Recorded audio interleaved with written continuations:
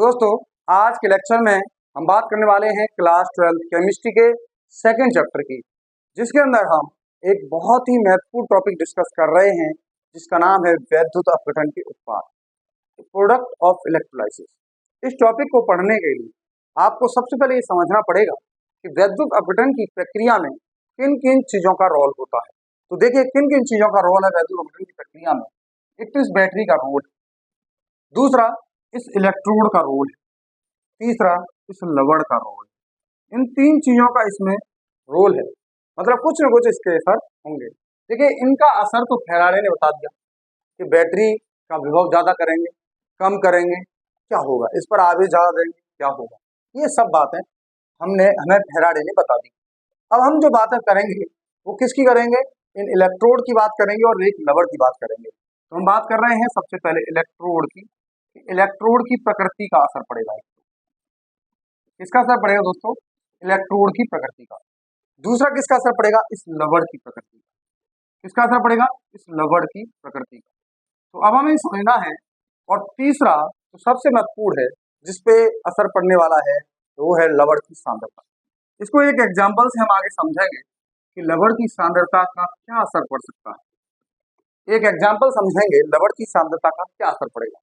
तो सबसे पहले हम समझते हैं कि इलेक्ट्रोड की प्रकृति का क्या असर पड़ेगा। तो इसके लिए हम एक दो एग्जाम्पल लेते हैं।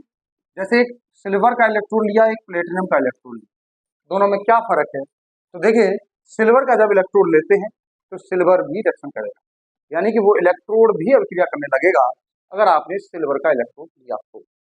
अगर आपने प्लेटिनम का इलेक्ट्रोड लिया तो इस इलेक्ट्रोड को हम अक्रिय इलेक्ट्रोड कहते हैं, यानी कि ये क्रिया नहीं करेगा।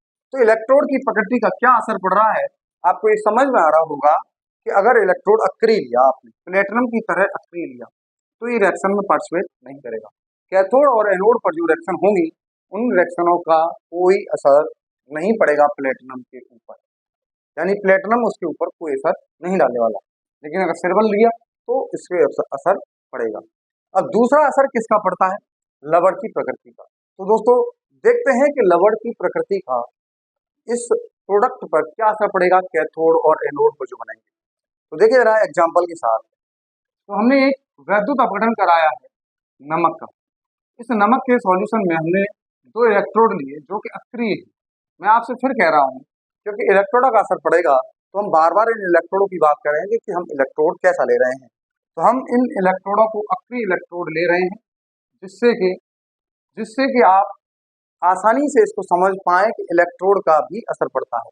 अगर इलेक्ट्रोड का भी असर पड़ता है तो क्या असर पड़ता है उसको हम देखेंगे। अब इलेक्ट्रोड का असर हमने देख लिया है कि प्लेटिनम होगा तभी इस पे अलग असर होगा, और सिल्वर होगा या कुछ और होगा तो इसका असर पड़ेगा। अब अगर हम इसमें पानी डालें और इसको मोल्टन स्टेट पर रखें, तो हम लवड़ की प्रकृति का असर देख रहे हैं, यानी कि लवड़ जलीय अवस्था में है या फिर मोल्टन स्टेट में है, गलित अवस्था में है। तो हमने यहाँ पे गलित अवस्था में ले लिया लवड़, और यहाँ पर जलीय अवस्था में ले लिया, यानी जल के साथ ले लिया। तो अब दोनों की रिएक्शन में अंतर देखेंगे, क्या अंतर है। अब यहाँ पे कैथोड एनोड लिख लीजिए कि कैथोड का मतलब क्या है, यहाँ पर अपचन होगा, और यहाँ एनोड भी लिख लीजिए। ऐसे ही यहाँ पर एक बार कैथोड और एनोड लिख लीजिए, क्योंकि इससे हमें पता चलेगा कि कैथोड और एनोड पे कौन सी रिएक्शन होने वाली है। और कैथोड पर कौन सी रिएक्शन होती है, अपचन वाली, और एनोड पर कौन सी रिएक्शन होती है, ऑक्सीकरण वाली। तो कैथोड पर क्या होने वाला है, अब देखिए जरा यहाँ पे देखो दो ही चीजें, एक Na+ और एक Cl-, दो ही चीजें। यानी अपचन किसका होगा, एक का होगा, ऑक्सीकरण किसका होगा, एक का होगा। तो इनमें से अपचन किसका होगा, तो जो इलेक्ट्रॉन ग्रहण कर सकता है, कौन इलेक्ट्रॉन ग्रहण करेगा, जिसमें प्लस चार्ज है। तो यहाँ पर अपचन किसका होगा, Na+ का, और इलेक्ट्रॉन ग्रहण करेगा और क्या बना लेगा, ठीक है। Na+ ने इलेक्ट्रॉन ग्रहण किया और क्या बना लिया, Na। अब बात करें Cl- तो Cl- का क्या होगा, ऑक्सीकरण। ऑक्सीकरण होगा तो ये इलेक्ट्रॉन त्यागेगा, इसने इलेक्ट्रॉन छोड़ दिया यहाँ से, और क्या बनेगा, Cl। लेकिन Cl की अवस्था में नहीं रहते, क्योंकि ये अधातु है, तो इसको हम Cl2 लिख देते हैं। क्या ये समझ में आया आपको। जैसे कहीं पे FCl Br IH ऐसा कुछ लिखा हो तो इन्हें सिंगल नहीं लिखा जाता, कभी अधातु है, स्थायी नहीं रहते, इसीलिए इसको F2 लिख देते हैं, इसको Cl2, इसको Br2, इसको I2, इसको H2, इस तरह से अधातुओं को लिख देते हैं। तो जैसे हमने Cl को क्या लिख दिया, Cl। अब संतुलित अगर आपको करना है तो बहुत आसान सा काम है, ये दो है ये एक है, तो दो का आधा कर दो, एक बचेगा। बहुत आसानी से हमने कैथोड और एनोड की रिएक्शन लिख दी। अब इधर देखें ध्यान से कि कैथोड और एनोड पर रिएक्शन देखनी है, तो कैथोड और एनोड के लिए एक तो वही है Na+ है यहाँ पर, और एक यहाँ पर Cl-। यहाँ पर इसका ऑप्शन हो सकता है, इसका ऑक्सीजन हो सकता है। दूसरा, इसमें पानी भी है, यानी कि पानी का यहाँ पर ऑप्शन भी हो सकता है और पानी का ऑक्सीकरण भी हो सकता है। लेकिन ऑक्सीजन और ऑक्सीकरण होते समय आप ध्यान दीजिए, इसमें जो ऑक्सीजन होता है वो H+ का होता है। H2 में जो ऑक्सीजन होता है वो H+ का होगा, क्योंकि इलेक्ट्रॉन कौन करे, H+। अब इन दोनों के विभव चेक करने हैं आपको। कैथोड पर उस रिएक्शन को लिखना है जिसका अपचयन विभव ज्यादा, कैथोड पर उस रिएक्शन को लिखना है जिसका अपचयन विभव ज्यादा हो। क्या कहा मैंने दोस्तों कि कैथोड पर उस रिएक्शन को लिखना है जिसका अपचयन विभव ज्यादा हो। क्यों, इसी का तो अपचयन होगा जिसका अपचयन विभव ज्यादा है। तो कैथोड पर इन दोनों में अपचयन विभव देख लीजिए, और वो किससे देखते हैं, वैद्युरासायनिक सीडी से। तो पढ़िए, लाइक बा सरकाना Mg आ गया ना, अलमंजन का डिकोनी SnPV, हाइड्रोजन का विभव 0 और इसका माइनस में है, तो किसका अपचयन विभव ज्यादा है, पानी का, H+ का। तो किसका अपचयन होगा यहाँ पे, इलेक्ट्रॉन गेन करेगा। तो इसका अपचयन क्यों नहीं हुआ यहाँ पर, क्यों नहीं हुआ, क्योंकि इसका अपचयन विभव कम, तो इसका अपचयन विभव ज्यादा है, तो इसका अपचयन कराइए। H+ इलेक्ट्रॉन गेन करेगा तो क्या बनाएगा, H बढ़ेगा, H+- से खत्म हो जाएगा, लेकिन H की फॉर्म में नहीं रहता, H2 लिख दिया। संतुलित करने के लिए जैसे हमने इसको आधा कर दिया, इसको भी आधा कर सकते हैं। दूसरा क्या बचा यहाँ पे, OH-। क्या ये आपके समझ में आया, जिसका अपचयन विभव ज्यादा होता है उस रिएक्शन को कैथोड पर लिख दिया। इन दोनों में से आप देखिए कि किसी का, इन दोनों का वो देखेंगे अपचयन विभव, अगर इन दोनों का आप अपचयन विभव देखें कि किसका अपचयन विभव ज्यादा है और किसका अपचयन विभव कम है, तो आप देखेंगे कि जिसका अपचयन विभव कम होगा उसी का तो ऑक्सीडेट कराएंगे। एनोड पर ऑक्सीडेट किसका कराएंगे, जिसका अपचयन विभव कम होगा। और अपचयन विभव कम होता किसका, अपचयन विभव होता है कम H2O का, और इसका अपचयन विभव होता किसका है, होता कितना है, ज्यादा। तो इसका अपचयन विभव ज्यादा है और इसका अपचयन विभव कम। तो बिल्कुल नियम के हिसाब से एनोड पर किसका ऑक्सीडेट होना चाहिए, H2O का। लेकिन इस रिएक्शन के अंदर ऐसा नहीं है, केवल यहीं पर वेरिएशन है, जहां पर क्या क्या आ जाए, H2O और हेलोजन आ जाए। क्या आ जाए, H2 और हेलोजन आ जाए। तो वहां पर हमें कंपेरेटिव टर्म लेना है, और ये जो ज्यादा वाला विभव है ये थोड़ा कम हो जाता है, और इसके पीछे कारण होता है, यहाँ पे ऑक्सीजन बनता है, ऑक्सीकरण, और उस ऑक्सीजन का एक शब्द है ओवर पोटेंशियल।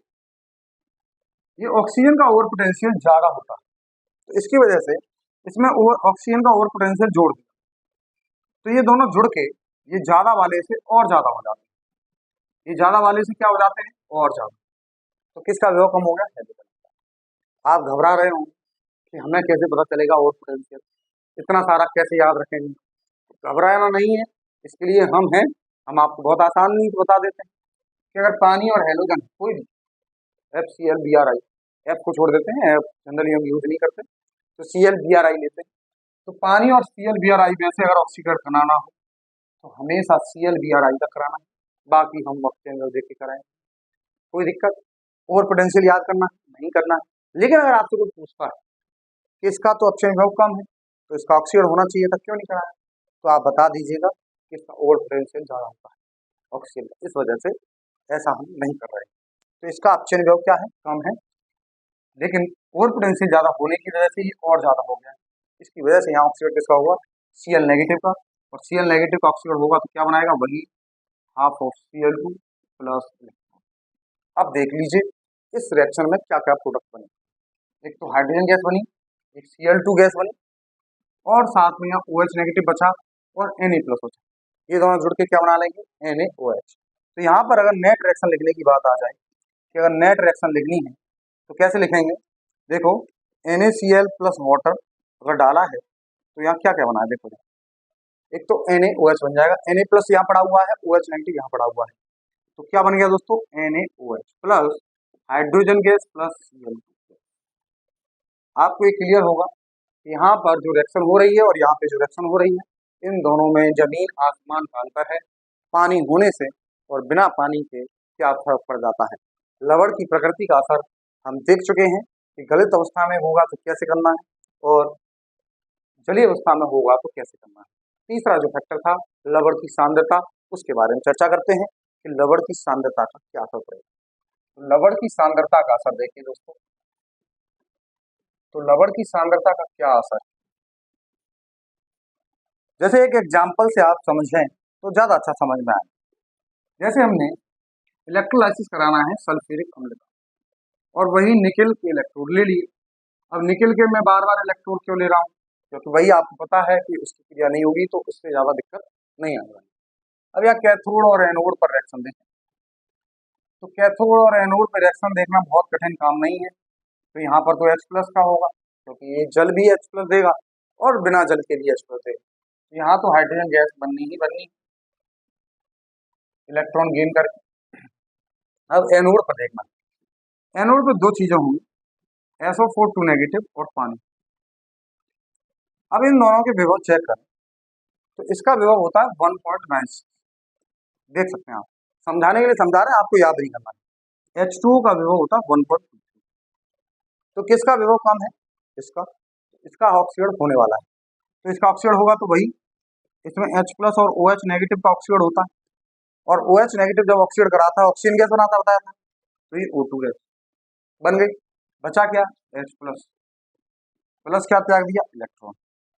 तो ये रिएक्शन यहाँ पे हो गई। और यहाँ अगर SO4 2 नेगेटिव की बात करें तो अगर इसके ऑक्सीकरण की रिएक्शन लिखना चाहें तो क्या लिख सकते हैं। तो दोस्तों कुछ लोग कहने वाले ही कहते हैं कि यहाँ सल्फर की ऑक्सीजन संख्या निकालते हैं तो +6 आती है और ये मैक्सिमम ऑक्सीजन अवस्था है, इससे ज्यादा इसका ऑक्सीकरण हो नहीं सकता। तो यहाँ पर ऑक्सीजन की अवस्था की रिएक्शन नहीं लिख सकते। लेकिन दोस्तों एनसीईआरटी में तो लिखी, और क्या लिखा उसमें, H2O8 2 नेगेटिव प्लस इलेक्ट्रॉन, उसने तो लिखा है। अगर ऐसा है तो उसका तो ऑक्सीड हो रहा है, एनसीईआरटी तो गलत है नहीं। तो फिर क्या है, +6 से ये ऑक्सीड संख्या बढ़ी भी नहीं, फिर भी हम कह रहे हैं ऑक्सीड हो गया। तो दोस्तों उन्होंने एक हिस्सा देखा इसका, ध्यान से देखें कि उन्होंने क्या देखा, SO4 2 नेगेटिव का ऑक्सीकरण का केवल एक हिस्सा देखा, सल्फर की ऑक्सीड संख्या। सल्फर की ऑक्सीड संख्या कितनी है यहाँ पे, +6। तो ये +6 से नहीं बढ़ी, लेकिन ऑक्सीजन भी तो है यहाँ पे, ऑक्सीजन की ऑक्सीड संख्या कितनी है, -2। अब यहाँ पे जो ऑक्सीकरण होगा वो किसका होगा, ऑक्सीजन का, और किस फॉर्म में होगा, -1 में। तो आवेश की संख्या बढ़ गई, देखो -2 से संख्या -1 हो गई, तो बड़ी हो गई। आवेश की संख्या बढ़ने का मतलब ऑक्सीकरण होना है, इसका मतलब यहाँ ये बना है, ये क्या है, पर ऑक्साइड, यानी कि ऑक्साइड से परऑक्साइड बनने लग गया है। इसका मतलब ये भी ऑक्सीकरण संभव है। लेकिन यहाँ पर ये रिएक्शन नहीं कराएंगे, क्यों नहीं कराएंगे कि ये पोटेंशियल ज्यादा है, जिसकी वजह से इसका ऑप्शन होना चाहिए, ऑक्सीकरण नहीं होना चाहिए। अब बात आती है कि क्या इसकी सांद्रता बढ़ा दें तो इसका कोई असर पड़ेगा। जी हाँ दोस्तों, सांद्रता बढ़ाने का असर पड़ेगा। अब आप इस सांद्रता बढ़ाने का असर देख लीजिए कि सांद्रता बढ़ाने का असर होगा क्या।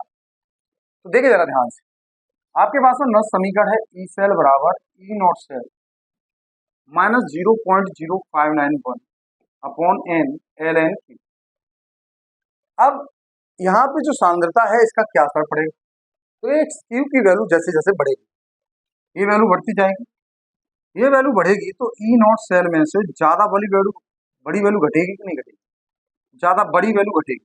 तो ये ओवरऑल जो ई सेल है वो कम नहीं हो जाएगा, क्या कम है नहीं, जैसे ही इसकी सांद्रता यहाँ बढ़ाएंगे तो ये वाला पार्ट बढ़ जाएगा और माइनस का पार्ट बढ़ेगा तो ई सेल का मान कम हो जाएगा।